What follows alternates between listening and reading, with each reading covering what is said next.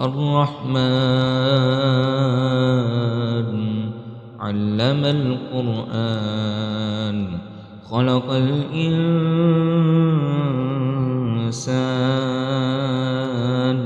علمه البيان الشمس والقمر بحسبان والنجم والشجر يسجدان والسماء رفعها ووضع الميزان ألا تطغوا في الميزان وأقيموا الوزن بالقسط ولا تخسروا الميزان والأرض وضعها للأنام فيها فاكهة والنخل ذات الأكمام والحب ذو العصف والريحان فبأي آلاء ربكما تكذبان خلق الإنسان من صلصال كالفخار وخلق الجان من مارج من نار فبأي آلاء ربكما تكذبان رب المشرقين ورب المغربين فبأي آلاء ربكما تكذبان مرج البحرين يلتقيان بينهما برزخ لا يبغيان فبأي آلاء ربكما تكذبان يخرج منهما اللؤلؤ والمرجان فبأي آلاء ربكما تكذبان وله الجوار المنشآت في البحر كالأعلام فبأي آلاء ربكما تكذبان كل من عليها فان ويبقى وجه ربك ذو الجلال والإكرام فبأي آلاء ربكما تكذبان يسأله من في السماوات والأرض كل يوم هو في شأن فبأي آلاء ربكما تكذبان سنفرغ لكم أيها الثقلان فبأي آلاء ربكما تكذبان يا معشر الجن والإنس إن استطعتم أن تنفذوا من أقطار السماوات والأرض فانفذوا لا تنفذون إلا بسلطان فبأي آلاء ربكما تكذبان يرسل عليكما شواظ من نار ونحاس فلا تنتصران فبأي آلاء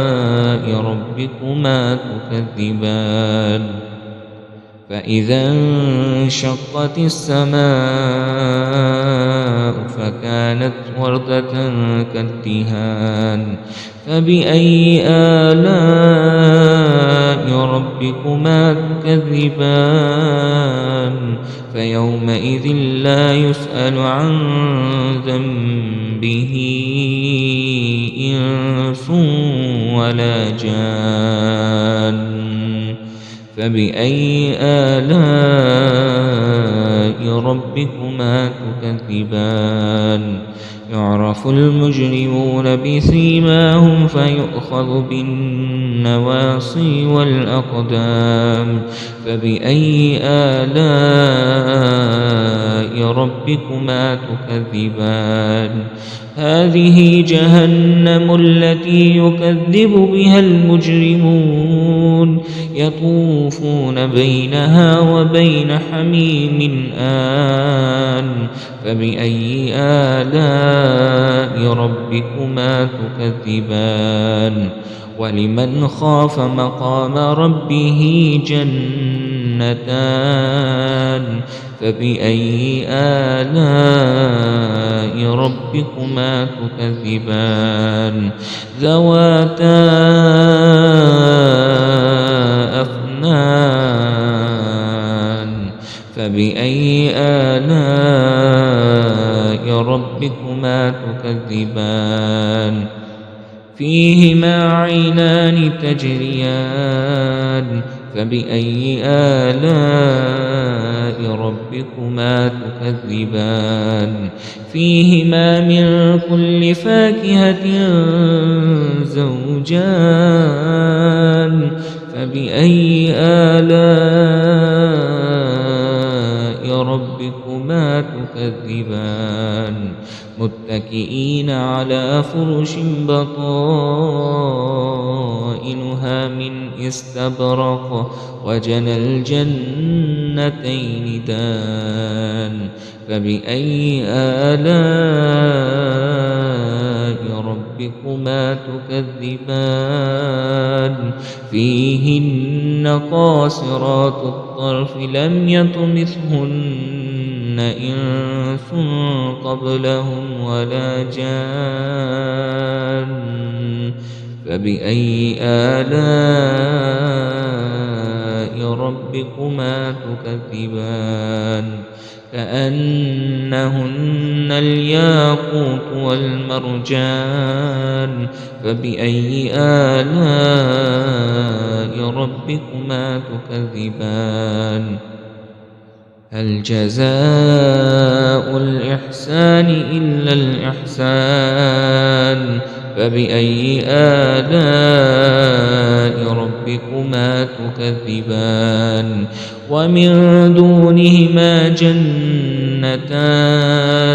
فبأي آلاء ربكما تكذبان مدهامتان فبأي آلاء ربكما تكذبان فيهما عينان نضاختان فبأي آلاء ربكما تكذبان فيهما فاكهة ونخل ورمان فبأي آلاء ربكما تكذبان فيهن خيرات حسان فبأي آلاء ربكما تكذبان حور مقصورات في الخيام فبأي آلاء ربكما تكذبان لم يطمثهن إنس قبلهم ولا جان